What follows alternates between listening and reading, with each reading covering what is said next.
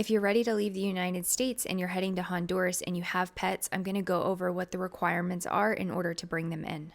If you have dogs or cats, you will need a health certificate, and it will need to be issued by a licensed veterinarian within 10 days prior to arrival, so make sure you're getting that in just a few days before you're planning to leave. Also, for cats and dogs, you will need to prove that your rabies vaccination is up to date. It will need to be at least 30 days before entry, but not more than 1 year prior, and that's mandatory. Also for this, and I think it goes for any country, is just make sure all of your vaccinations are up to date and you have a copy of those records. And it looks like upon arrival that the pets are subjected to an inspection by SENASA. And they're basically doing the same thing. If you watched my last video, they're going to check to make sure that your pets are free from parasites such as ticks and fleas. And then you also want to make sure that how you traveled with your pet, that area is clean. They're also probably going to look for any fresh wounds or any wounds that are healing. So just keep all of that in mind. Also, for dogs and cats, it looks like Honduras doesn't impose a national breed ban on specific dog breeds, like for example, pit bulls. I would always call and double check before making this trip, but it looks like if you have a pit bull or a potentially a dog that has the breed ban, like for some countries, you just need to make sure that they're healthy and up to date and you're following all of the rules. Now, if you have other pets like birds, reptiles, or rodents, a health certificate will also need to be issued by a veterinarian within 10 days prior to arrival. And there may be specific requirements, and that will vary depending on the species.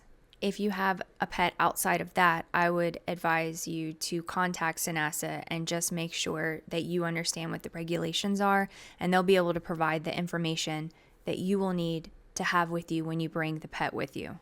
It also looks like for Honduras that travelers can bring 2 pets per person, but all of this, I think is just a good guideline. Please call. If you have more pets, I wouldn't immediately be turned away.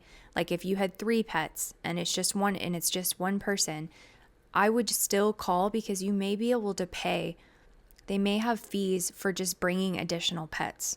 So it still could be an option.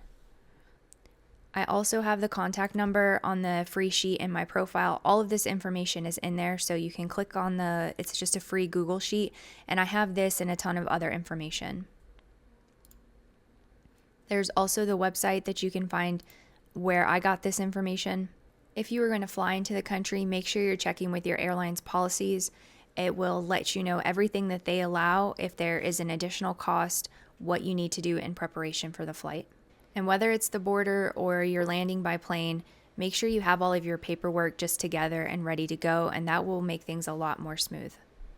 Regulations may change, so please check before you actually go, and call if you have any questions outside of what's listed here, because I think they'll be able to, just because it's not listed here, they'll be able to answer you immediately, so you'll know right away what's allowed and what's not allowed.